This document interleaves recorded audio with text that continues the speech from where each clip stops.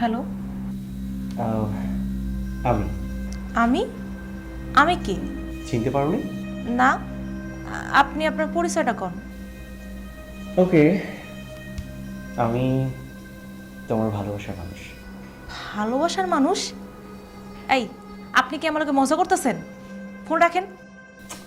আরে গাধা, আমি আবির। আবির? তুমি? আমি তো ভাবছি কে নাকি। শোনো না, একটা গুড নিউজ আছে। Good news?